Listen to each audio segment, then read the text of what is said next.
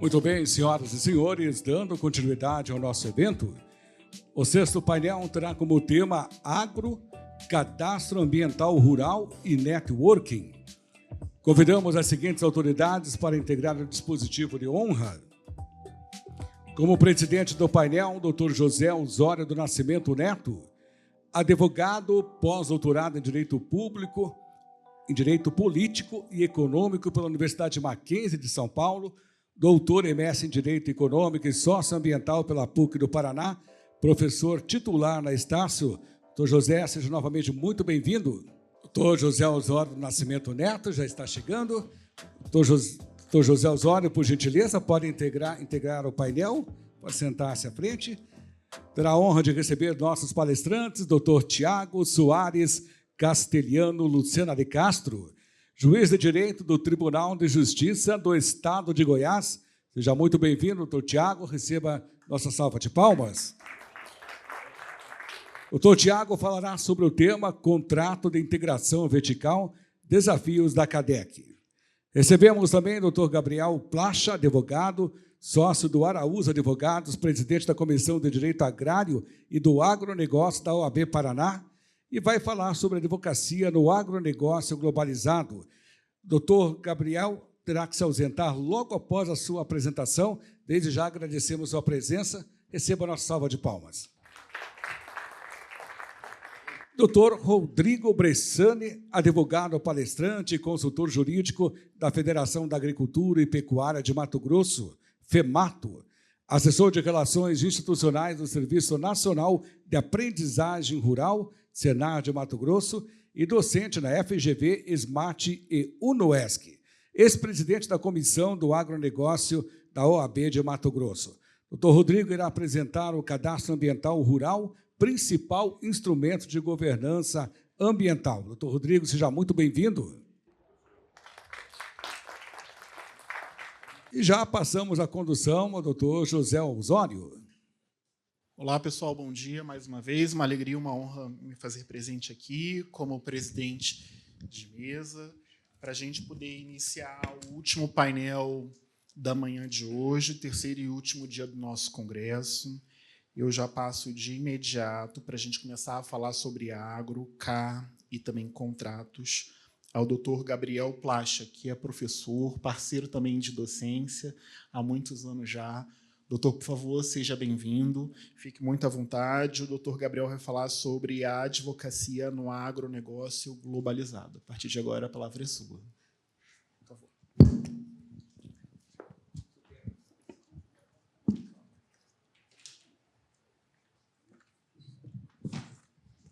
Bom dia, desejo as boas-vindas para quem participa do Congresso do Agronegócio Global sobre Direito, Tecnologia, Energia e Produção, destacando a organização do Consinter, da EJUD Paraná e da Juruá Editora. Também agradecer o convite da doutora Francine Oliveira e parabenizar a coordenação científica do desembargador Cleiton Maranhão e doutor Lutero de Paiva. Saudar o presidente do painel e também os demais componentes, doutor Rodrigo Bressani e doutor Tiago Castro, e além dos patrocinadores e demais apoiadores do evento, para tratar de um tema tão relevante e fundamental para o Brasil e para o mundo, que é o agronegócio. O agronegócio é a atividade que mais gera riqueza para o Brasil, com uma participação determinante na geração de postos de trabalho, na arrecadação de tributos, além de liderar as exportações brasileiras. O agro é responsável por sustentar o nosso superávit primário de balança comercial já desde o ano de 2010. Mas o agro é uma atividade que depende de uma série de fatores para o seu desempenho, para a definição das suas tendências, além da incerteza em relação ao clima e muitos outros fatores que afetam o agro. A dependência de algumas matérias-primas importadas, a variação constante dos mercados, as bolsas internacionais, mas ainda assim o agro representa um crescimento contínuo que aumenta a confiança no setor e ainda tem projeções bastante afetadas nos últimos anos, principalmente pela pandemia, pelos conflitos e pelas alterações climáticas. Mas as tendências mais recentes do agro já são de recuperação desses efeitos negativos dos últimos anos, com um grande potencial de crescimento, investimentos e principalmente em tecnologia. Embora nos últimos anos o agro tenha sofrido com o aumento do custo das questões climáticas, como falei, com os conflitos, as projeções já mostram que o setor cresceu ao longo de 2024 e também isso vai acontecer agora no ano de 2025. O agro tem sido, o maior propulsor da economia brasileira nas últimas décadas, com mais uma alta para 2025, uma previsão de aumento entre 8% e 10% em relação ao ano passado. Espera-se que o agro aumente ainda mais a sua participação total no PIB brasileiro, com uma previsão similar para o ano de 2025, aí chegando a quase 30%, já acima dos indicadores do ano de 2024, que beiraram os 25%, que vai ser para 2025 o maior índice nos últimos 22 anos. A previsão dos custos dos produtos relacionados ao agro ainda é incerta, a gente tem uma dúvida em relação aos custos das matérias-primas, dos produtos industrializados, como maquinário agrícola e também das novas tecnologias. O cenário mundial ainda segue muito volátil, a expectativa é de que os custos de produção se mantenham em alta, além da margem de lucro seguir apertada, até mesmo em razão do atual cenário internacional. Em termos de produção, a safra 2025 é recorde, principalmente impulsionada pelos grãos, uma super safra total aí com aproximadamente 353 milhões de toneladas. Destaque para o soja, 177 milhões de toneladas. O milho teve uma super safra esse ano, algo em torno de 137 milhões, e o trigo algo em torno de 7,3 milhões de toneladas. Falando um pouquinho do Paraná, que é uma potência para o agro brasileiro, ainda que tenha só 2,34% do território nacional, tem uma participação muito relevante em todos esses números, representando quase 30 milhões de toneladas na última safra de grãos. O agro representa aproximadamente 34% do PIB paranaense, que é o maior produtor de exportação de alimentos no Brasil. Paraná é primeiro em frango, peixe, madeira, sericultura, cevada, fécula de feijão, erva mate, mais recentemente o algodão. Segundo em leite, suínos, aveia, ovos, mel, trigo, mandioca. Terceiro em laranja, milho, soja e açúcar. Quinto em etanol, sexto em café, nono em carne bovina. Então, ano após ano, o Brasil, o Paraná tem consolidado essa posição de destaque no agro nacional, no caso do Paraná, e no agro internacional, no caso do Brasil. E isso aumenta a responsabilidade que o Brasil e o Paraná têm em termos de segurança alimentar nacional e mundial. E tudo isso decorre principalmente do uso da tecnologia para que a gente tenha uma produção sustentável. O agro é uma indústria a céu aberto, precisa ser muito bem coordenada em razão dos riscos da atividade, que são cada vez maiores, mas a margem de lucro está cada vez menor. O futuro do agro inclui o uso de muitas tecnologias, possibilitando a execução do conceito de fazenda digital, inteligência artificial, robótica, telemetria, sensoriamento remoto, sistemas de localização, agricultura de precisão, internet das coisas, big data, software de gestão agrícola. Então, tudo isso demonstra a relevância do tema, objeto do Congresso e também desse painel, e não só para o agro, mas para toda a economia e sociedade paranaense e nacional, para difundir conhecimento entre não só os operadores do direito, mas todo o público que atua no agro. O agro já começou 2025 com um superávit de 82 bilhões de dólares no primeiro semestre, e até o momento as exportações já aumentaram 12,5% em relação ao mesmo período do ano passado, alcançando de janeiro a agosto já 227 bilhões de dólares em exportação. Esse cenário deve se confirmar até o final do ano, representando um aumento de aproximadamente 23,7% de 2025 em relação a 2024. As exportações, principalmente de soja e frango, devem impulsionar esses números. A China continua sendo o principal destino das commodities brasileiras. A exportação de carne bovina já teve um aumento de algo em torno de 14% e o milho tem uma previsão de 16% de aumento. A exportação de soja aumentou 24%, da carne de frango 13%. Então, em praticamente todas as commodities, o Brasil é o maior produtor e exportador o que deve se consolidar ainda mais nos próximos anos. Mas por que todos esses números são tão relevantes? É que não é de hoje que um dos grandes desafios da humanidade é, de um lado, a oferta de alimentos, e alimentos de qualidade, né, para uma população mundial cada vez maior e crescente, e, de outro lado, a preservação dos recursos naturais. A pandemia deixou isso muito mais claro, muito mais evidente, que é a questão de segurança alimentar e sustentabilidade. E essas duas questões fundamentais para o mundo, elas passam necessariamente pelo agro. E o Brasil é o país que mais evoluiu no agronegócio, que aumenta ainda mais a nossa responsabilidade de alimentar pessoas ao redor do mundo nos próximos anos.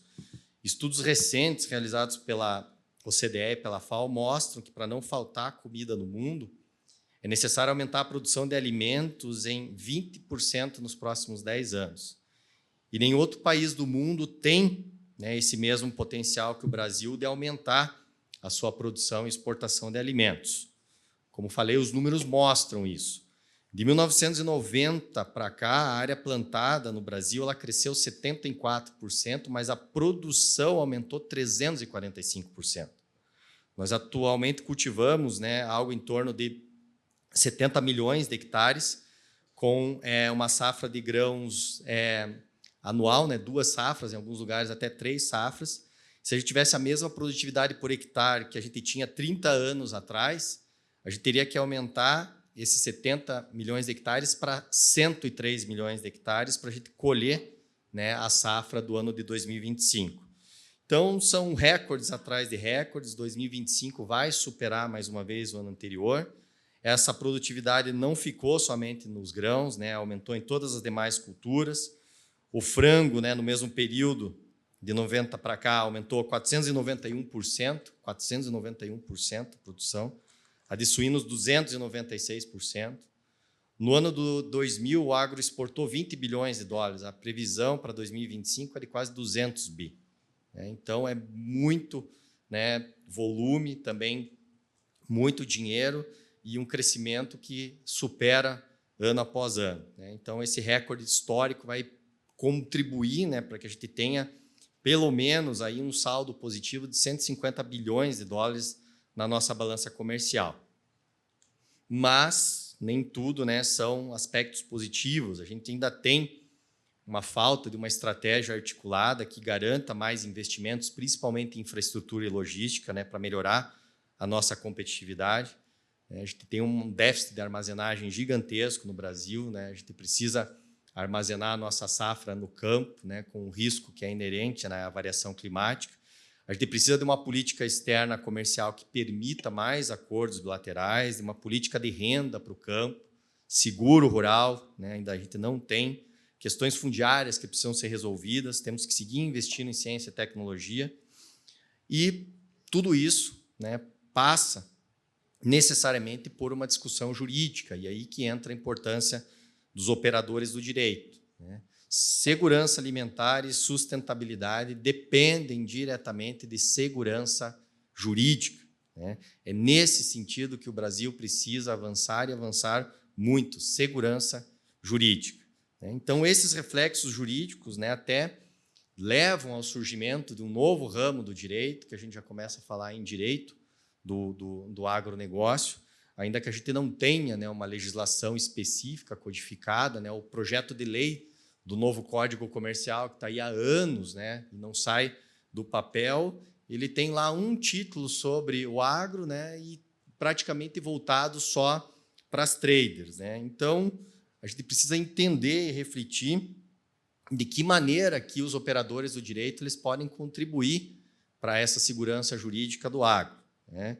Então, a primeira reflexão que eu proponho é por que o agro brasileiro tem toda essa importância no cenário mundial, né? E aí a resposta é talvez tão óbvia quanto a pergunta, né? O Brasil é, hoje, o fiel da balança em segurança alimentar em nível global. Se a gente tirar o Brasil da equação, amanhã já falta alimento na prateleira do supermercado. Isso é fato, né? Então, a gente tem que ser o garantidor de segurança alimentar. E vocês podem observar historicamente que onde falta alimento tem conflito, ou seja, onde tem fome tem guerra. Então, até o ministro Roberto Rodrigues falava que a gente não precisa ser campeão mundial de futebol, a gente tem que ser campeão mundial de segurança alimentar, né, para que a gente possa contribuir. Os números do agro brasileiro, como eu falei, já são muito relevantes, expressivos, né?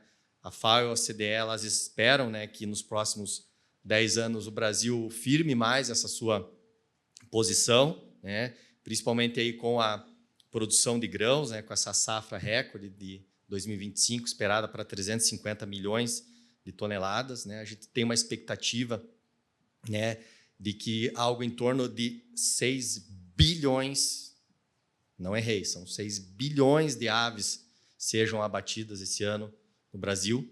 O deputado Pedro Lupião falava antes de ontem que a gente abate 6 mil frangos por minuto no Paraná, né? Principalmente na região oeste, lá em Cafelândia e Medianeira. 48 milhões de suínos, 24 milhões de bovinos, com uma produção total de proteína animal esperada algo em torno de 40 milhões de toneladas. Em mais uma década, se espera que 50%, ou seja, metade da carne de frango consumida no mundo saia do Brasil, né? 15% da carne de suíno e 25% da carne de boi consumida ao redor do mundo vai ser produzida no Brasil. Então, a gente já é líder em praticamente produção e exportação de quase todas as commodities agrícolas, como eu falei, o soja, o milho, trigo, algodão, café, açúcar, carne, né, seja de frango, de boi, suíno, peixe agora está vindo com muita força. Então, cada agricultor brasileiro alimenta quase 200 pessoas. Né? Então, a gente tem mais de 1 bilhão de pessoas ao redor do mundo cuja comida colocada na mesa é garantida pelo produtor rural brasileiro. Existe uma expectativa que nos próximos anos o Brasil seja responsável por alimentar 2 bilhões de pessoas ao redor do mundo. Então, vejam a importância do agro brasileiro. 30% do PIB, praticamente 1/3 de toda a movimentação econômica no Brasil vem do agro. Metade das exportações brasileiras são do agro. 1 em cada 3 trabalhadores no Brasil está no agro. Então, todo esse dinamismo ocorre por condições específicas do Brasil. A gente tem o domínio da tecnologia tropical, a gente produz em 2 até 3 safras por ano, a gente tem área disponível intocada, algo em torno de 75 milhões de hectares, temos água em abundância, diversidade matriz energética e econômica no campo. Então, todo esse conjunto de fatores que é inerente à condição brasileira faz com que o Brasil seja essa potência mundial do agro, e o mundo espera ainda muito mais de nós nos próximos 10 anos, aí, com uma expectativa de crescimento de até 2035, algo em torno de 40% para suprir essa demanda por alimentos ao redor do mundo. E aí a segunda reflexão que eu gostaria de propor, como nós aqui, estou me incluindo como operador do direito, aqueles que também são da área jurídica aí nas diversas funções, como que nós, operadores do direito, podemos contribuir, e, ao mesmo tempo, obter um proveito de toda essa relevância que o agro nacional nos proporciona. E eu não quero frustrar a expectativa de ninguém, a resposta é muito simples. A gente precisa estar preparado. Por isso que eu acredito que nós, operadores do direito, em todos os ramos, a gente precisa superar um pouco aquela visão ultrapassada de que o agro é apenas aquilo que acontece dentro da porteira, porque não é. Que o agro está ligado não só aos conceitos meramente fundiários, de função social da terra, a gente precisa expandir o nosso pensamento para entender que o agro é muito mais amplo, diversificado, moderno, complexo e, além de tudo, como é o tema do Congresso, o agro ele é global. Então, com esse pensamento, eu entendo que a gente pode refletir sobre esse ponto, dividindo aqui com quem participa do Congresso, o que seriam essa atuação dos operadores do direito no agro. Para a gente entender isso, a percepção que precisamos ter é que o agro é um sistema econômico que integra diversos setores. Setor primário, que é o que acontece dentro da porteira, que é a produção rural propriamente dita, a agricultura, a pecuária, a integração, seja na avicultura, na piscicultura, na suinocultura. Então, todas aquelas atividades rurais que ocorrem dentro das propriedades. A gente tem um sistema secundário no agro, que é o antes e depois da porteira, né? Então, a indústria de químicos, os fertilizantes, semente, frigoríficos, amidonarias, parte de embalagem, subproduto, biodiesel, açúcar, álcool, etc. E o sistema terciário, né, que é a comercialização e a exportação propriamente dita das nossas commodities, né, da carne, né, do biodiesel, do papel, da madeira, e também aí incluo, né, a parte dos prestadores de serviço, que é onde, né, eu me enquadro aí nessa situação. E para que essa cadeia denominada de agronegócio ela possa, né, realmente funcionar, como eu falei, precisa de segurança jurídica. É só nesse ambiente de segurança jurídica que a gente vai ter tomada de decisão, investimento, seja de curto, médio e longo prazo, né, circulação e transformação de riquezas, né, a produção e criação, né, daquilo que ocorre dentro das propriedades rurais, para que o agro realmente possa acontecer. É isso que vai garantir, de uma vez por todas, que o Brasil tome a frente, né, seja realmente o protagonista na produção de alimentos mundial, né. Então, o nosso agro precisa muito de segurança jurídica, que hoje é algo que está em falta, né. Nós, operadores do direito, temos que ser responsáveis por inserir essa segurança jurídica nas relações que a gente tem conhecimento, né. Não adianta a gente achar que a gente vai mudar o mundo de uma hora para outra, né? Mas eu tenho conversado aí com vários advogados, juízes, né, até legisladores. Ah, mas eu tenho um problema assim. Eu falei, você tem que fazer daquilo, né, a tua melhor atuação. Muitas vezes o magistrado ele não conhece todos os aspectos, todas as particularidades do agro, né? Quem conhece regime de integração sabe muito bem que muitas vezes isso é difícil para um outro operador do direito entender. Então, a gente tem que acabar com essas dúvidas, né? Trazer segurança jurídica nesse sentido, naquilo que a gente tem nas mãos. Como eu falei, a gente não vai conseguir mudar o mundo de uma hora para outra, mas naquilo que chega ao nosso conhecimento, a gente pode contribuir, né? Então, a gente precisa estar preparado, né? A gente precisa reduzir essas incertezas, né? Buscar soluções de conflito, inclusive com métodos diferentes de resolução de conflitos. Arbitragem e mediação está muito, né, em evidência nesse momento. Sair um pouquinho da fase do litígio, né, principalmente no Poder Judiciário, que já está todo ele, né, com um volume de trabalho, né, exacerbado, não consegue dar conta, né? Então, a gente tem que preparar, principalmente os nossos jovens que estão chegando agora, né, que querem, que têm energia para atuar no agro, né? Então, é uma tarefa que vai exigir muito de todos aqueles que têm, né, participação no agro. Esquecer um pouquinho, né, aquela visão superada do direito, que é esperar o conflito acontecer para daí tomar uma solução, para a gente adotar uma postura mais ágil, mais moderna, para dar resposta, né, para os agentes do agro, integrar negócios, circular riqueza, promover conexão voluntária entre as partes, todos esses elos necessários para que o agro flua, né, de uma maneira melhor. É nesse sentido que eu entendo que é o comportamento que o agro espera dos operadores do direito. Então, a gente precisa de profissional especializado, né, que hoje está em falta, que conheça as peculiaridades do agro.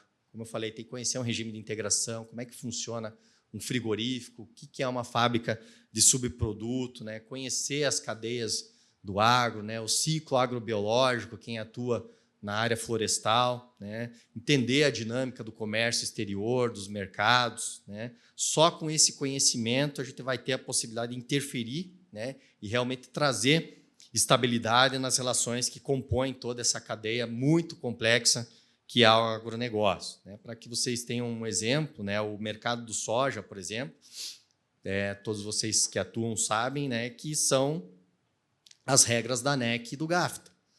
Então, vai utilizar o quê? Legislação dos tribunais arbitrais ingleses. Precisa de operador do direito que entenda, esteja relacionado com profissionais europeus. Comércio mundial de carnes tem as suas regras de dumping, proteção de mercado, pelas normas da OMC. Então, precisa de profissional que saiba atuar, né? Precisa de profissional que entenda o funcionamento dos ministérios do comércio do mundo afora, né? Operação de barter. A operação de barter é realizada em cenários que envolvem várias operações, né? Emissão de CPR, estruturação tributária, societária, registro de contrato. Então, uma série de operações jurídicas que precisam de profissionais habilitados. Emissão de CRA, Emissão de CRA precisa de um profissional habilitado para certificar o recebível, formatar toda a operação, né? Operações internacionais, né, do nosso produto, defendendo nossa posição no exterior, precisa abrir filial, né, nos 5 continentes, né? Quem sabe fazer proteção cambial, operação de hedge, né? Então, tudo isso, né, os operadores do direito precisam entender, e nós precisamos estar preparados, não só do ponto de vista jurídico, mas conhecer também o próprio funcionamento do agro, né? As nossas empresas do agro hoje, elas ainda estão um pouquinho incipientes na parte de comércio internacional, tanto que a nossa produção de grão, 74%, passa por 4 traders, né? Então, um grande volume da nossa carne, para chegar no exterior, né, precisa de traders americanos, né? Isso está mudando, né? Nossa matéria-prima da heparina, que é utilizada como anticoagulante para a indústria farmacêutica, né, ela sai aqui da víscera de suíno, né, da víscera de boi, depois ela é manipulada no exterior e é vendida por 100 vezes mais. E os nossos produtores aqui não recebem R$1 de royalty, né? Precisa ter, né, contrato para garantir isso, né? Então, a gente precisa, né, fazer com que as nossas empresas tenham segurança jurídica, né? Isso precisa de operadores que conheçam, né, não só o direito, mas também, né, a própria atuação do agronegócio. Isso vai demandar e muito profissionais, né, da área jurídica que tenham esse conhecimento, que estejam conectados ao agro, e por isso, presidente, que esse congresso, né, ele tem esse papel e é uma oportunidade para que todos, né, tenham a oportunidade de expandir os seus conhecimentos, né, de se inserir nesse mercado que ainda é muito carente de profissionais da área jurídica que entendam o agro como um todo. Então, assim, presidente, eu encerro minha participação, quero agradecer mais uma vez, né, e encerro dizendo que o agronegócio ele está evoluindo muito rápido. Os operadores do direito precisam acompanhar. Obrigado.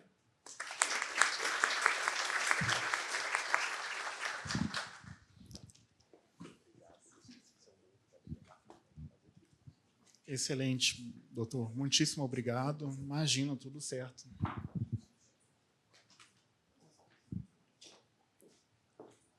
Bom, pessoal, para a gente poder dar sequência aqui em relação ao nosso painel de agro, CA e também contratos, eu vou convidar, e é uma honraria para mim, convidar o doutor Tiago Castelhano, em que pese eu ter morado durante muitos anos em Curitiba. Atualmente, eu resido em Goiânia, Goiás, e a gente tem um ponto de conexão muito forte que a gente mora no coração de ambos, que é a Escola da Magistratura, a ESMEG. Eu atuo como coordenador e o doutor Tiago já foi não apenas diretor da ASMEG, que é a Associação dos Magistrados, mas especialmente o presidente, diretor principal da Escola da Magistratura. Então, tê-lo aqui ao meu lado é motivo de muita honraria.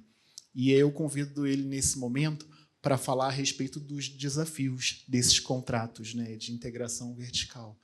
Doutor, por favor, seja muitíssimo bem-vindo aqui à cidade de Curitiba, ao nosso espaço do Congresso de Agro Global. A partir de agora, pelos próximos 20 minutos, a palavra é sua. Muito obrigado.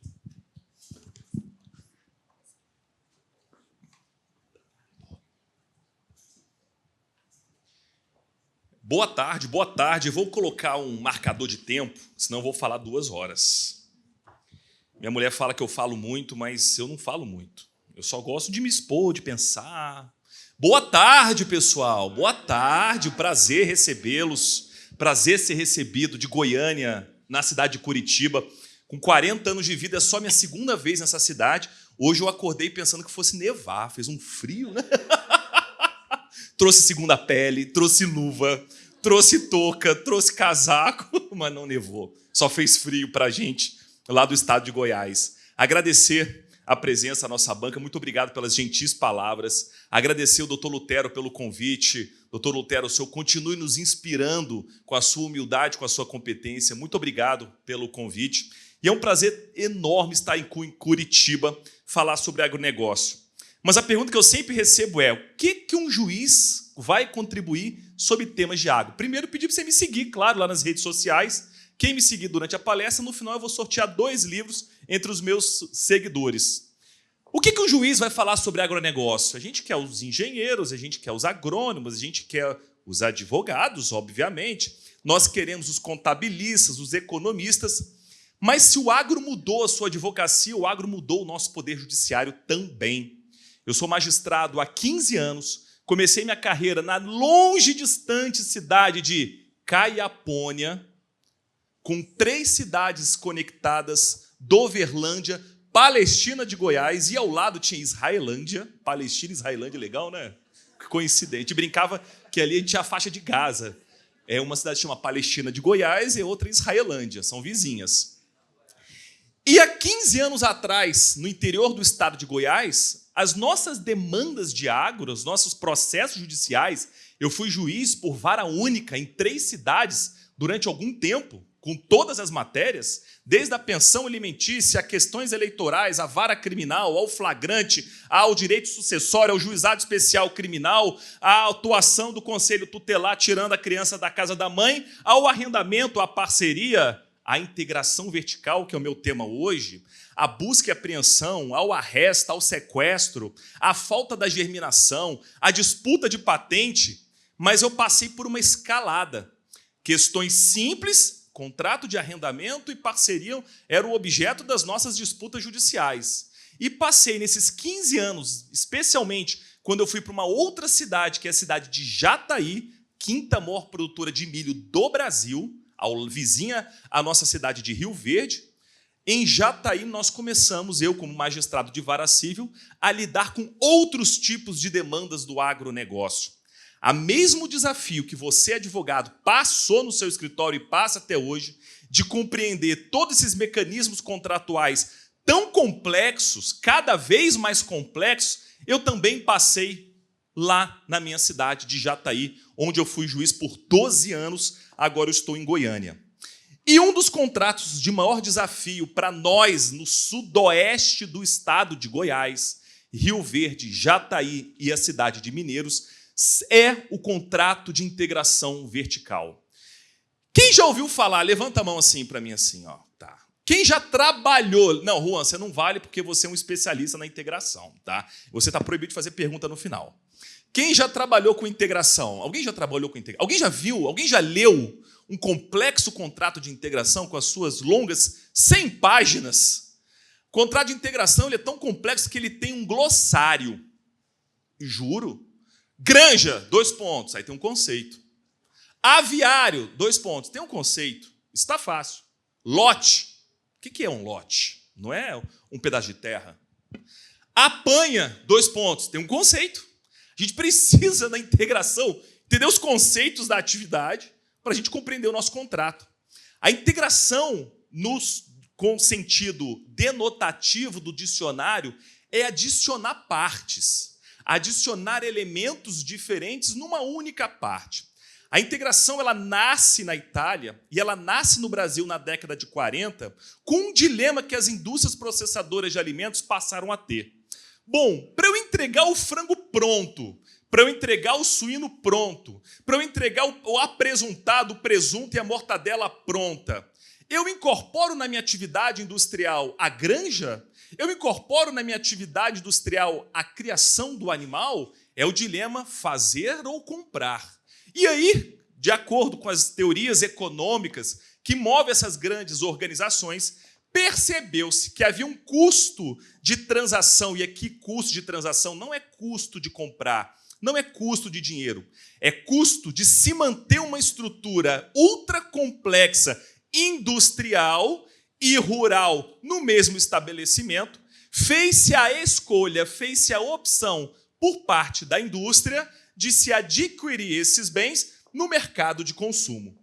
Mas as indústrias perceberam, ao longo de décadas, que havia um risco grande econômico ligado à sua própria sobrevivência. Vamos imaginar nossa planta industrial da BRF lá na cidade de Rio Verde, que tem as marcas Sadia, Perdigão, das maiores produtores de frango do Brasil, embora o estado do Paraná seja o maior produtor, mas aquela nossa unidade, lá próximo da cidade de Jataí, é uma das maiores unidades de produção de frango do Brasil. Vamos imaginar se essa indústria, com contratos de exportação de suínos e de aves para a China, para o Japão, para o leste asiático, para o mercado interno, dependesse única e exclusivamente do bom e velho, da boa e velha compra e venda. Onde está o risco dessa relação contratual? Bom, esse risco na relação contratual está, primeiro, do produtor rural não vender, não entregar, dizer que o preço está barato, dizer que não concorda com aquelas condições, em razão desse problema ligado à compra e venda, nós tivemos que dar um outro passo, trazer um outro avanço, e se cria a ideia de se integrar a atividade rural do produtor rural à atividade da integração, à atividade da indústria processadora de alimentos. Disse para vocês, integração é juntar partes que não se conectavam e formar um todo. Mas por que verticalizada? Verticalizada porque o comando dessa junção se dá pela indústria processadora de alimentos. Ela que comanda a operação desde o pintinho, vamos lá, desde a incubadora, e aqui no Brasil, normalmente, esses animais vêm dos Estados Unidos de avião, tá? Eles vêm de avião, as galinhas chocadeiras, elas vêm de avião, chegam na cidade de Rio Verde, passam por um processo de dar os ovos, eles são incubados, nascem os pintinhos de um dia, esses pintinhos de um dia, dentro da indústria processadora de alimentos, é entregue ao produtor rural, ele fala assim, produtor, daqui a 40 dias eu volto para pegar esses animais, e eu volto para pegar daqui a 42 dias esses animais. Mas um processo que começa com a indústria, passa pelo produtor rural e volta pela indústria, é um processo centralizado cujas decisões principais são da indústria processadora de alimentos. Essa é a alma, é a essência da integração vertical. Essa relação no Brasil começa na década de 40, em Santa Catarina, se desenvolve por décadas, até que nós passamos a sofrer com duas situações. Primeira situação, insegurança jurídica. O nosso colega acabou de falar sobre isso. Alguns produtores rurais tinham dúvidas sobre que tipo de relação contratual eu estou. É uma compra e venda com exclusividade? Espera aí, mas eu sou subordinado à indústria. Eu tenho habitualidade com a indústria. Eu tenho onerosidade com a indústria. Eu tenho pessoalidade com a indústria. Eu sou o quê? Empregado. Vou para a Justiça do Trabalho. Milhares foram. Lembrando, senhores, que nós estamos falando da atividade só da avicultura, cujo estado do Paraná é o maior produtor do Brasil, onde 90% da atividade é com contrato de integração. Fora o amendoim, o café, a cana-de-açúcar, o fumo, o suíno, e etc, etc, etc. Algumas frutas, alguns vegetais, etc. Só a ave, 90% é contrato de integração. Sou trabalhador da indústria processadora de alimentos. Nós tivemos batalhas e batalhas nas décadas de 80 e 90 nos tribunais trabalhistas, até que se criou a lei, que nós vamos falar da lei, e o primeiro motivo de ter se criado a lei foi retirar a insegurança jurídica. O parágrafo 3º do artigo 2º fala, não é relação do trabalho. Ponto. Acabou. Não é relação de trabalho. Mas nós temos um segundo motivo para a criação da lei, e é um motivo que eu quero apresentar aos senhores e chamar a atenção dos senhores advogados, provavelmente de produtores rurais, no interior do estado do Paraná. Eis, então, que surge a nossa lei, que só vai completar 10 anos ano que vem. Uma lei nova, pequena, são 14 artigos, mas uma lei extremamente complexa, porque ela muda completamente a relação entre produtor e indústria processadora de alimentos e traz elementos de controle dessa relação contratual que nós não temos em nenhuma relação contratual. Não há nada parecido do que tem nela em nenhum outro contrato. Mas a primeira pergunta é uma pergunta tão básica. Imagina você, advogado. A senhora é advogada? Qual cidade? Juína, no Mato Grosso. Ela é procurada por um produtor de tomate que pergunta assim para ela, doutora Daniele, Doutora Daniele, eu sou produtora aqui de tomate aqui no Mato Grosso, eu cultivo os meus tomates aqui numa pequena propriedade rural, faço beneficiamento desse tomate, eu tenho uma pequena pátio industrial e distribuo aqui para o comércio, para o atacadista, enfim, para o setor de comércio aqui da minha região. O meu vizinho também produz tomate, mas ele está passando por algumas dificuldades, ele não está conseguindo, está com alguns problemas, enfim, de logística. E eu propus a ele auxiliar ele na produção dele, comprar a produção dele ao final, e eu comprando a produção dele ao final, eu vou trazer para a minha propriedade, vou beneficiar junto com os meus tomates e vou vender esses tomates. Que contrato é esse, doutora Juína? É uma compra e venda? É uma compra e venda aleatória? É uma compra e venda aleatória com exclusividade?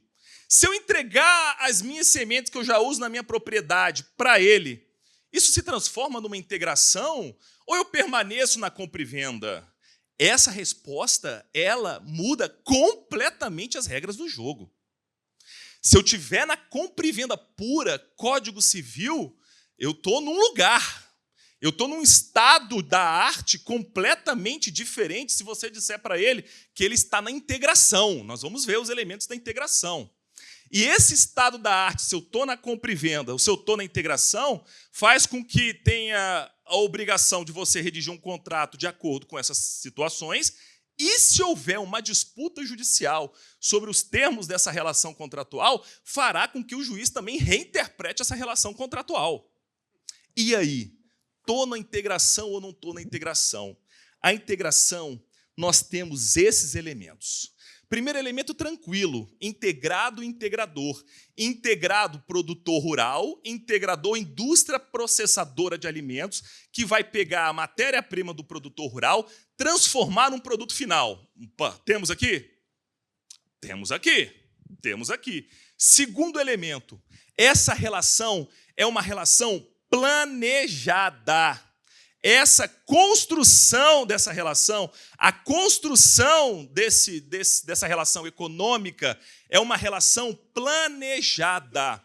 Eu vou fazer aqui as minhas previsões dos mercados internacionais e nacionais que eu preciso atender, dos contratos que eu já fechei, que eu preciso entregar esses animais, que eu preciso entregar essa produção de tomate, e agora eu vou atrás de produtores rurais que me possam fornecer. Opa! Mas aí eu caio no terceiro requisito. O produtor rural que se integra à indústria processadora de alimentos, ainda que pequena, pode ser uma indústria pequena, ele cria um projeto específico para aquela indústria processadora de alimentos. É tão sério esse requisito, ele está na lei, no artigo 2º, num dos incisos, é tão sério que eu, integrador, indústria processadora de alimentos, preciso concordar com esse projeto, porque a criação, a elaboração desse projeto do produtor rural, ele vai buscar crédito no mercado para elaborar aquele projeto. Aquele produtor rural cria um projeto próprio, específico, uma planta de produção agrícola ou agropecuária específica para a minha planta industrial. E aí eu vou para o quarto elemento.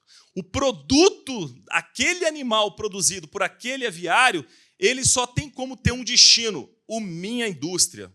Porque eu virei para ele e falei, olha, eu vou exportar frango para o Japão.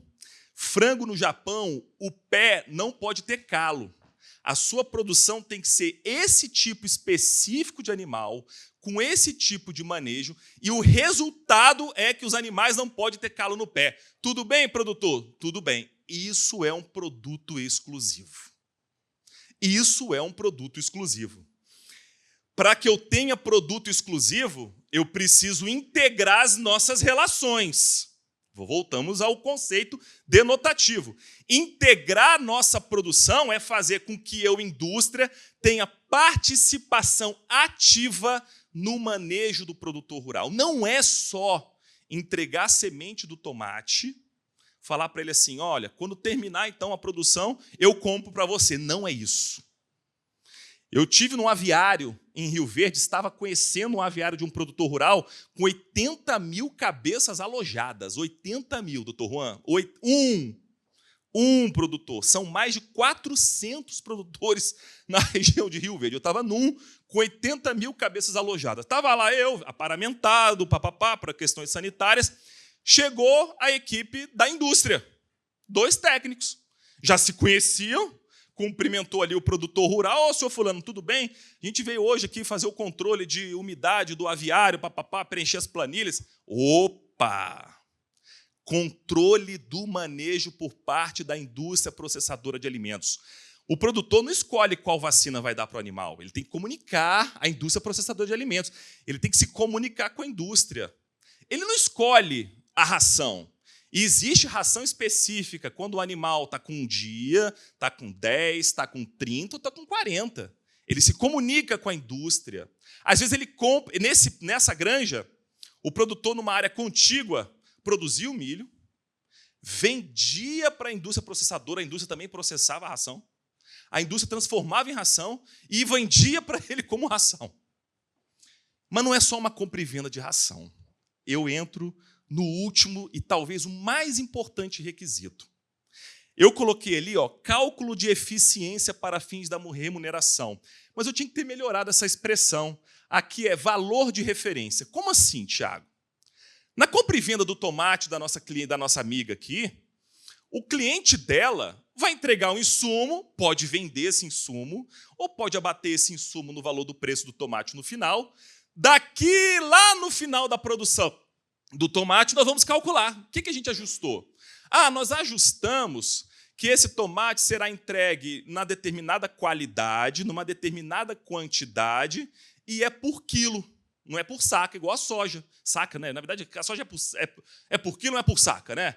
Por quilo. Vão comprar R$3 o quilo do tomate. Perfeito. Não na integração.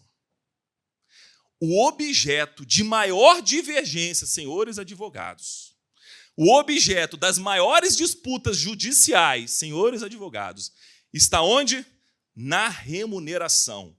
Porque no contrato de integração, com 100 páginas, não tem lá assim, da remuneração. O frango será vendido a R$7 o quilo. Não existe isso. É um cálculo extremamente complexo que envolve desde o investimento do produtor rural, o valor dos animais propriamente dito, cálculo de eficiência da produção, considerando, claro, um peso de 1 quilo, sim, mas desconsiderando ou abatendo, por exemplo, calo no pé, perda no transporte até a indústria processadora de alimentos. Nesse cálculo de valor de referência vai entrar, por exemplo, encargos trabalhistas, sanitários e ambientais. Vai entrar, por exemplo, os insumos todos que forem entregues por parte da indústria processadora de alimentos àquele produtor rural. Também vai entrar também muitos casos nesse cálculo, eles já pensando a troca do tipo do animal, já vão incorporar nesse cálculo as mudanças estruturais que aquela granja vai ter que passar. Isso é muito comum na integração. A indústria avisa para o produtor, olha, o frango griller, esquece. O próximo ciclo vai ser outro tipo de animal. Aí o produtor fala, nossa, mas para esse tipo de animal eu preciso de um resfriamento maior. Então nós vamos investir em mais ar-condicionado para a sua granja. Vamos botar no cálculo, no valor de remuneração, esses investimentos para a gente poder mudar um pouco a sua granja, mudar a infraestrutura da sua granja, porque você vai passar a alojar outros animais. Você vai alojar outros animais, porque esses animais não vão mais para o Japão, vão para o Vietnã. E lá eu preciso de outro tipo de animal. Isso é integração. Integração não é só uma compra e venda. É uma compra e venda com vários elementos que fizeram que se transformasse num contrato específico. Contrato de integração vertical. Lei com 14 artigos, extremamente complexo. Mas eu falei para vocês que essa lei ela começa para afastar uma insegurança jurídica. Não falei para vocês? Falei. Mas ela vem por um segundo objetivo: proteger o produtor rural. O produtor rural, nessa relação da integração, sempre foi o hipossuficiente. O hipossuficiente financeiro, afinal, segundo o IBGE, no último censo agropecuário de 2017, mais de 70% desses produtores rurais da integração são médios ou pequenos produtores rurais. e ele tem uma dependência econômica da indústria processadora de alimentos. Sabe por quê? Aquele projeto daquele produtor rural tem como atender outra indústria processadora de alimentos? Não tem. Esse produtor que eu conheci, que aloja 80 mil animais ao mesmo tempo, se a indústria resolveu o contrato dele, rescindiu o contrato dele abusivamente, o que ele vai fazer com 80 mil animais? Nada, porque a cidade de Rio Verde tem 200 mil habitantes. Haja galinhada, lá em Goiás é galinhada, né? Haja galinhada. Haja galinhada. Isso fez no passado que nós tivéssemos contratos de adesão, ser de adesão ainda é, contratos de adesão, mas sem sinalagma, sem que as forças estivessem equilibradas, e a gente percebia no período pré-lei de integração que a ausência de equilíbrio dessa força tornava esse produtor rural, que é hipossuficiente, um produtor rural vulnerável. São conceitos diferentes. Hipossuficiente é um critério pessoal. Pode ser financeiro, pode ser técnico, pode ser jurídico, pode ser econômico. O produtor é o hipossuficiente financeiro, dinheiro e econômico em razão dessa relação, porque é uma relação que ele não consegue realocar o projeto dele. Ser hipossuficiente faz com que ele fique vulnerável. Vulnerável é quem é suscetível a ataque. Você, mulher, na cidade do Rio de Janeiro, em Copacabana, 1h da madrugada, andando pela rua, você é vulnerável. Você não é vulnerável? É vulnerável. E eu sou um carioca que troquei Goiás e eu não gosto mais do Rio de Janeiro. Não gosto. Minha mãe mora em Copacabana. Estive lá agora em julho, fui no pronto-socorro da Unimed em Copacabana, no meio de Copacabana. E aí fui lá ver um problema de saúde que eu estava, saí da Unimed, 11h da noite, fui andando até o apartamento da minha mãe, umas 10 quarteirões. Eu me senti no Walking Dead. Não é o Rio de Janeiro que eu vivi, não. É porque o carioca, quando ele liga a TV, ele vê morte na escola, bala perdida, assalto no ônibus, arrastando a linha vermelha, ele acha isso normal. Não é normal. Normal é eu em Goiânia, abrir o mesmo jornal na hora do almoço, Festival da Pamonha, Nova Veneza tem o Festival Italiano, olha, o IPVA agora está vencendo. Produtores rurais do tomate em Goianápolis vão fazer um protesto e espremer os tomates na porta do governador. Isso é o normal. Aquilo lá não é o normal, não. Não é o normal, não. Por que eu falei de Rio de Janeiro, meu Deus do céu? Vulnerabilidade. Você está na praia, segunda-feira no Rio de Janeiro, com 3 filhos igual eu tenho, fabricando quarto, se Deus quiser, você está vulnerável. Você está vulnerável. De Copacabana, já tem 2 caras ali, no telefone te olhando, 2 cercaram ali, já tem 3 atrás, aí você, só tem a minha família, na segunda-feira, na beira da praia, crianças, vamos para a casa da vovó. Aí a criança vai xingando, né? Mas são 3h da tarde. Não, vamos embora, que nós estamos vulneráveis. O produtor, por ser hipossuficiente, ele está vulnerável. E aí nós criamos alguns mecanismos que eu vou falar rapidamente para equilibrar essa relação. Primeiro mecanismo de equilíbrio dessa relação. Antes disso. Os 3 princípios contratuais são naturais e inerentes à relação da integração. Vocês já conhecem. Os 3 princípios clássicos: autonomia privada, força obrigatória e relatividade de efeitos.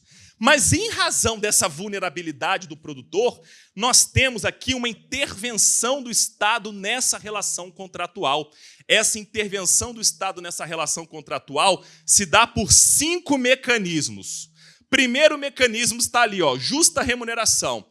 O artigo 3º escolheu como princípio da relação contratual da integração a justa distribuição dos resultados. Lembra que o cálculo é um cálculo complexo, que é o valor de referência, que é obtido através de várias planilhas elaboradas por produtor e indústria? Essa remuneração não vai seguir a lógica da economia clássica tradicional. Vai seguir uma lógica de socialização de custos e lucros, porque nós precisamos alcançar na integração a justa distribuição dos resultados, que eu resumi ali em justa remuneração. Esse é o primeiro eixo. Segundo eixo, a lei de integração se preocupou com a fase pré-contratual. determina, exige que a indústria publique no seu site, está lá no site da indústria, o documento de informação pré-contratual. É uma carta onde a indústria diz, olha, produtor, se você quiser se integrar à minha unidade integradora, essas são as condições. Eu remunero assim, eu calculo assim, eu forneço insumo dessa forma ou daquela maneira. O projeto seu tem que ter essas características. Recentemente, o manual de crédito foi alterado para financiar os produtores integrados. Só que esse documento de informação pré-contratual tem um elemento que é um estudo de viabilidade para o produtor rural. E esse estudo de viabilidade tem que ser validado por um órgão que nós vamos falar ao final. E a gente vê nas pesquisas da CNA que essa validação não está acontecendo na prática. Não está acontecendo. Aí a pergunta que eu deixo para vocês, advogados, que eu não tenho resposta, é um documento de informação pré-contratual que não tem estudo de viabilidade aprovado pela comissão. Se o produtor rural entrar nessa integração e tiver prejuízo, responde a integradora? O integrador, eu acho que sim, mas a gente não vai conseguir desenvolver isso, mas fica a pulguinha atrás da orelha. Documento de informação pré-contratual, nós estamos na fase antes do contrato. O produtor leu o DIPC, concordou, assinou o contrato de integração, se endividou junto à instituição financeira, os animais não são do produtor, viu, pessoal? Né? Não são dele, ele só está manejando para a indústria. Nós começamos o nosso contrato. Terceiro elemento de proteção contratual, artigo 4º. A vulnerabilidade do produtor rural era tão grande que a lei teve que trazer 16 cláusulas contratuais obrigatórias. Nem no Código de nem na Plano de Saúde tem isso. Nem no Código de Defesa do Consumidor tem isso. Isso aqui é o verdadeiro Código de Defesa do Produtor Rural. 16 cláusulas são obrigatórias. Terceiro item, quarto ponto, já estou no quarto ponto. Falei da remuneração, da justa remuneração, falei do documento de informação pré-contratual, redação das cláusulas, das 16 cláusulas obrigatórias.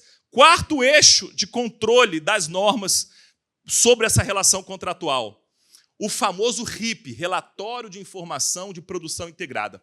Lembra que eu falei da complexidade da remuneração do produtor rural? Se ele não tiver acesso à informação, ele está ferrado. Eu sou carioca, a gente fala muito palavrão, não fala, amiga? Lá em Goiás, eu cheguei em Goiás falando, puta que pariu! O goiano fala, nossa senhora. Ave Maria. Caralho, Ave Maria. Não, eu tenho que me controlar lá em Goiás, mas eu não consigo, porque o carioquês sai, né? Como para o mineiro sai o A, o carioquês, o que é o palavrão, sai. O relatório de informação de produção integrada aparece na execução do contrato. A indústria é obrigada, numa periodicidade fixada pela comissão, que a gente vai falar da comissão, a apresentar para o produtor o seguinte, olha, produtor, a sua produção desse lote atual, que está no 20º dia, temos ainda 22 dias pela frente, está da seguinte forma. Os animais estão bem, nós já entregamos essas rações, nós já entregamos esses insumos, teve um surto num dos aviários, precisamos ministrar essas vacinas. Em razão desse surto, o 4º aviário foram sacrificados 20 mil animais. Aí ele vai olhando o relatório e chorando. O fumo vai entrar, não produz o fumo, mas o fumo vai entrar. Mas o objetivo da norma é fazer com que o desenrolar desse manejo ele tenha acesso às informações. Olha lá. Se a CADEC, está vendo aquela palavrinha ali, ó, que você não sabe o que é, mas eu vou falar dela? Se aquela comissão quiser, ela pode exigir da indústria esses relatórios e auxiliar o produtor rural na condução do contrato. Por último, 5º eixo.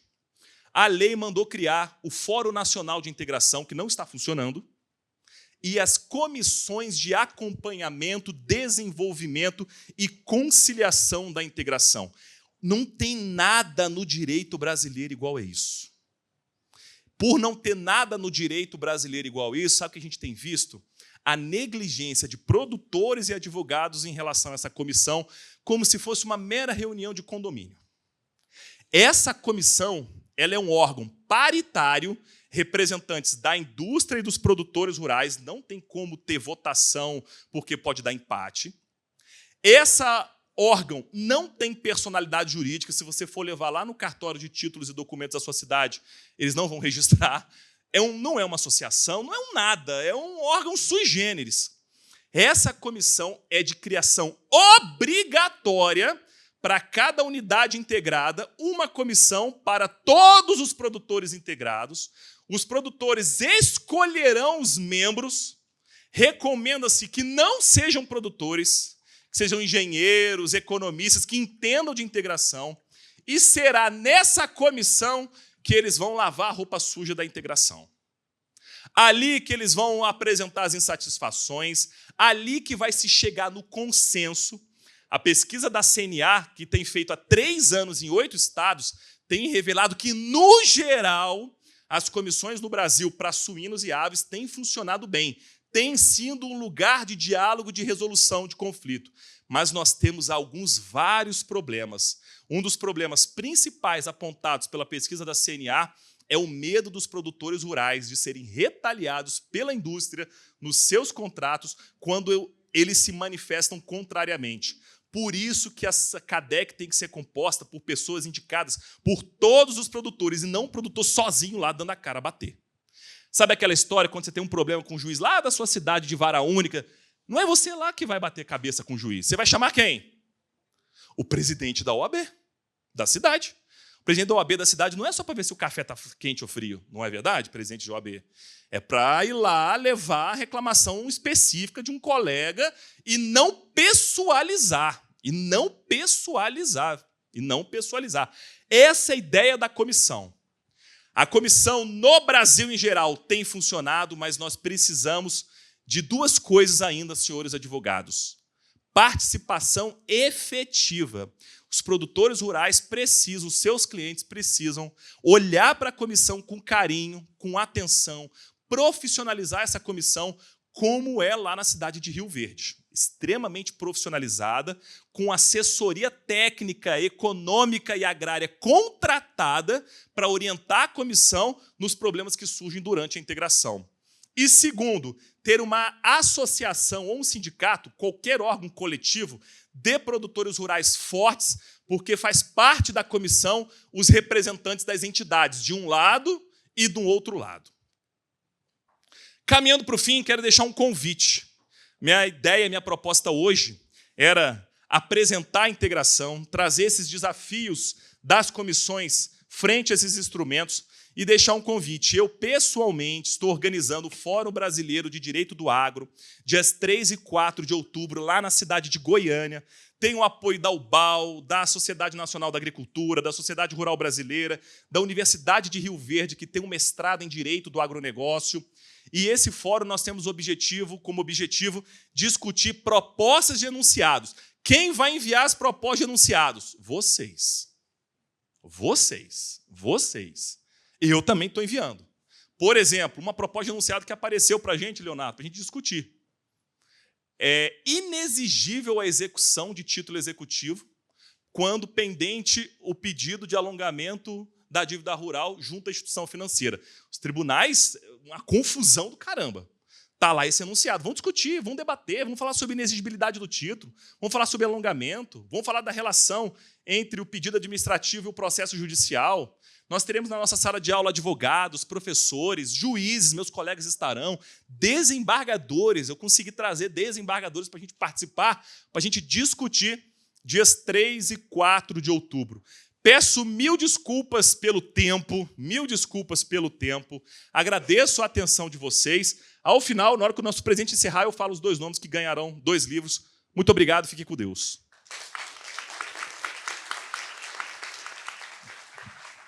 Excelente, doutor Tiago, muitíssimo obrigado pela excelente apresentação, pela palestra. E para a gente poder avançar, eu convido também, gentilmente, meu parceiro aqui de mesa, o doutor Rodrigo Bressani, que é advogado, palestrante e consultor jurídico da Federação da Agricultura e Pecuária de Mato Grosso. Inicialmente, tivemos um representante do Paraná, agora de Goiás, passamos ao Mato Grosso. Doutor, por favor, seja bem-vindo. A partir de agora, pelos próximos 20 minutos, a palavra é a sua. Boa tarde, pessoal. Boa tarde a todos, tudo bem? Tudo bom, estão me ouvindo bem, né? Primeiro, quero agradecer a Deus por estar aqui hoje, nesse dia frio, porque eu sou de Cuiabá, Mato Grosso, e lá é muito quente. Saí de lá, estava 47 graus, e cheguei ontem à noite, estava 10. Não trouxe roupa de frio, tá? Ainda bem que eu não sou friorento. Segundo, quero agradecer a minha esposa por estar aqui hoje, porque quando recebi o convite, eu fui perguntar para ela se eu estava com vontade de vir aqui falar, e ela gentilmente disse, sim, você está com vontade, pode ir. Quero cumprimentar todos da plateia, na pessoa dos meus amigos de Mato Grosso, João e Daniele, muito obrigado por vocês estarem aqui. Eu sei que não vieram para me ver, mas fico feliz pela sua presença. Quero cumprimentar o dispositivo na pessoa do Dr. Tiago. Quero dizer para Vossa Excelência, Dr. Tiago, que aquele que não é, mas que fala depois do senhor no painel, ele passa a ser vulnerável e também hipossuficiente. Eu não tenho dúvida disso, porque o que aconteceu aqui hoje foi o seguinte: você é um advogado e você vai para a audiência com 5 testemunhas. E aí, doutor Tiago, você já está lá, magistrado já está nervoso, chateado, porque o cara já trouxe 5 testemunhas, né? Beleza. Mas vamos supor 5. E aí chega lá, você ouve a primeira testemunha que você levou. E quando você a ouve, o que você faz? Ela foi tão boa, mas ela foi tão boa que você dispensa as outras 4. Foi o que aconteceu aqui hoje. Eu não tenho nada para falar, doutor Tiago. Foi o que Vossa Excelência acabou de fazer comigo. Isso porque o doutor Lutero, que se diz meu amigo, me convida para vir aqui hoje para deixar no último painel antes do almoço, concorrer com a fome e para falar depois de Tiago. Mas eu tenho a fórmula. Nunca deixe um advogado para falar depois. Lá no seu gabinete, Vossa Excelência é o último. Aqui não. A minha proposta é o seguinte. Eu não sou famoso como ele na internet, mas tenho Instagram. Rodrigo Gomes Bressani. Vai ter um cara feio mais barbudo que vocês estão vendo aqui hoje. Aqueles que ficarem até o final e que me seguirem, tá? Ficarem até o final. Vou sortear hoje, vou pagar o almoço na churrascaria Batel. Quem quiser me seguir, obviamente, a companhia, eu vou almoçar lá. Quem me seguir, ficar até o final, vou fazer um sorteio de uma pessoa, eu vou pagar o almoço livre. Uísque, vinho, o que você quiser, tá pago. Beleza? Você não. Vossa Excelência acabou comigo. Vossa Excelência extrapolou o seu tempo. Aí, advogado, cumpre prazo. Eu vou falar em 20 minutos, tá? São 12h40, 1h eu vou terminar, porque eu tô com fome, né, pessoal? Gente, se der certo a palestra hoje, se vocês gostarem, a responsabilidade é minha. Se não, doutor Lutero, ele falou assim para mim, Bressani, venha falar no meu congresso. Mandei 5 opções para ele. Ele escolheu essa, tá? Então, se for ruim, a culpa é dele. Se der certo, eu sou responsável. Então, pessoal, esse sou eu. Há pouco tempo atrás, não me olhem currículo, não me vanglorio disso, porque isso já foi objeto de uma separação, tá? Então, não foquem nisso. Eu só quero focar em 2 destaques que eu tenho aqui, que eu coloco, que são esses 2, que é o seguinte. Não, primeiro, muito me honra, 2 magistrados, né, da Escola de Magistratura, fazem parte lá. Eu dou aula lá na Escola de Magistratura em Tocantins, também na pós-graduação do agronegócio, que ajudei na sua formatação e criação. E lá fui, assim, considerado, eu vi que lá é a Harvard das escolas de magistratura. Mas, voltando ao meu currículo, eu tenho aqui, e eu não posso colocar, mas eu falo que o primeiro é o seguinte, eu tenho doutorado em Relações Humanas, porque eu já fui síndico, só não tenho título, né? Só não tenho título, mas eu fiz, sim, um doutorado. Todo mundo tem que ser síndico um dia. E o segundo, asterisco ali, é o seguinte, que esse é o meu maior currículo. Sou filho e neto do produtor rural. Sou a 3ª geração. Estou licenciado porque meu pai faleceu em 2010 e, fruto da boa educação que minha mãe deu, eu renunciei a todas as propriedades para ela viver bem. Então, sou filho e neto de produtor rural. Então, vamos lá. Sou de Mato Grosso, né? Você já sabe. Então, para quem não conhece, aqui é só o tamanho da nossa área, que a gente equivale mais ou menos à França e à Alemanha. A nossa biodiversidade, nós temos 3 biomas, né? Vale a pena vocês conhecerem, convido. Realmente, Mato Grosso é muito bonito. E dentro de um único estado, você pode fazer um turismo de Amazônia, Cerrado e Pantanal. Além do Manso também, que é muito próximo da capital. Mais importante, bem rápido, passar para vocês. Muitos já falaram sobre dados aqui, o primeiro, sobre PIB. Mato Grosso, quase 60% do PIB é do agro. E juntado com a indústria, a agroindústria é quase 80%. Só para vocês terem em mente. Esse é muito importante, que eu gosto de trazer só essa última informação aqui. É claro que essa é uma palestra que eu posso explorar 35 minutos, mas não vou extrapolar meu tempo, doutor, porque eu sou advogado.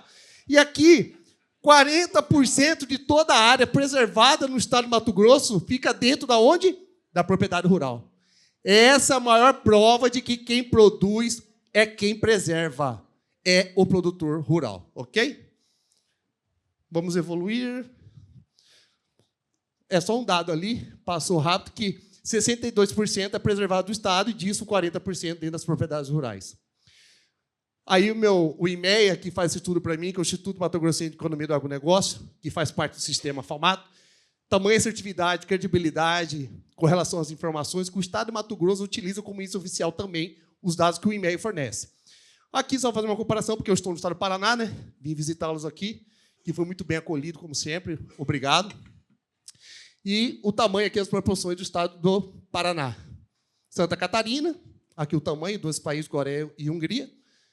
E também o Rio Grande do Sul.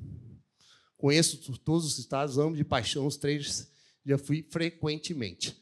Aqui os biomas, né, com relação... Agora Paraná, né, pela geografia, né, minha equipe errou. Aqui é Rio Grande do Sul, né, os biomas que tem. Aqui é especificado é o Pampa, né? Então, agora entrando e avançando no que eu vim propor a falar para vocês em 20 minutos. CAR é um registro público autodeclaratório. Primeiro, não é mais, né? O que era para ser declaratório acabou virando um processo de uma antiga LAU, para quem é mais os antigos como eu. Infelizmente, essa é uma realidade. E ele foi instituído com o Código Florestal de 2012, que é uma das maiores vitórias do Código Florestal, do meu ponto de vista, assim como o Instituto da Compensação da Reserva Legal. Só que nós estamos falando de um Código de 2012 que, de fato, de direito, eu vou mostrar para vocês com dados bem rapidamente, até hoje, não foi implementado. Nós estamos falando de um código de mais de 10 anos. E nós ainda estamos patinando ainda na implementação do CAR. Isso é um problema. E eu vou provar para vocês por quê. Os objetivos dos CAR, né, rapidamente, criar uma base de dados, identificar e quantificar passivos ambientais, viabilizar a adesão de programa de regularização, entregar dados, servir de instrumento para a gestão ambiental, dentre vários. Para mim, esses são os mais importantes.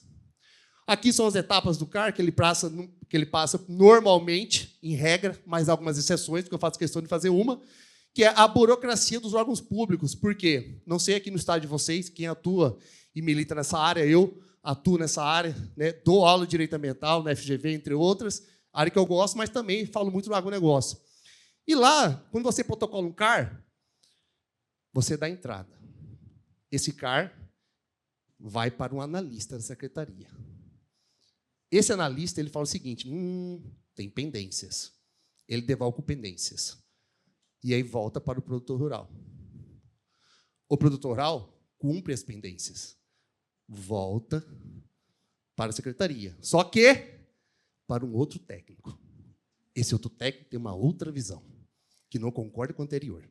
E ele devolve com pendências. E volta para o produtor rural. E o produtor rural cumpre as pendências. E volta para a secretaria. Precisamos acabar com essa burocracia. Importância do CAR para o agronegócio. Criar uma base de dados, identificar, já falei, papapá, aqui. Principais instrumentos de governança ambiental. Do meu ponto de vista, sempre tem. Isso é mais quando é aluno de faculdade, não é o caso aqui. Eu discordo, professor. Sempre tem. Com a devida vênia, meus fiéis públicos aqui, que vão ficar até o final. E eu sei por quê. Esse, para mim, são os principais. Podem ter outros? Claro. Você pode ter outros? Claro. Fique à vontade. Para mim, são esses. Cadastro Ambiental Rural, Programa de Regularização Ambiental, Licenciamento Ambiental, TAC, Pagamento de Serviços Ambientais e Zonamento Ecológico Econômico. E por quê? Primeiro, tenho que falar sobre isso, pessoal, porque eu lido muito com a advocacia do agronegócio, eu vivo isso lá no Mato Grosso. Mato Grosso, muito me honra, ser advogado da FAMATO, que é a maior federação do mundo, porque o Mato Grosso é o maior produtor de commodities do mundo. E assim eu posso dizer que a FAMATO o é. E aqui eu sempre trato muito com as tradings, negócio, produtor rural, das operações, dos contratos, do dia a dia, 3 safras por ano, inúmeros contratos. E as tradings, elas possuem uma série de exigências para poder relacionar com você, produtor rural. E essas são elas, as principais que eu identifiquei de todos, porque eu fiz um estudo para lá, para a soja à época, de todos os processos das principais tradings. Áreas embargadas, unidades de conservação, terras indígenas, trabalho escravo, moratória da soja e CAR. Você precisa ter CAR. Isso aqui é uma pontinha do iceberg que eu vou tentar mostrar para vocês. Então, situações concretas de exigência de CAR. O que eu quero passar para vocês aqui? O que eu, em apertadas síntese, quero passar para vocês, o que eu tenho, que são muitos mais infinitas possibilidades, que no dia a dia, o tanto que se cobra e exige CAR. E eu nem vou entrar no mérito de CAR protocolado e CAR finalizado, tá? Só CAR, ponto. Financiamento bancário, projeto de carbono, regulação fundiária. Nós estamos passando, eu fui no Senado Federal participar da audiência pública, fui convidado. Até para você regularizar suas áreas que estão na faixa de fronteira, você precisa ter o CAR.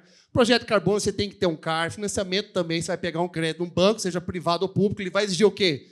Você ter um CAR. Programa de regulação ambiental. A autorização de supervisão de vegetação nativa, que recentemente saiu uma nova normativa, né, sobre alguns novos critérios e requisitos, você precisa ter o CAR. Acesso a incentivos fiscais de programas públicos, mercados e cadeias produtivas e licenciamento ambiental simplificado. Então, pessoal, pegando aquele quadrinho que é famoso, mas é muito bom e válido só para vocês entenderem que o CAR ele está em todas as etapas, em todas as fases da produção. Em todas. Primeiro, antes da porteira, financiamento bancário, projetos de carbono, regulação fundiária.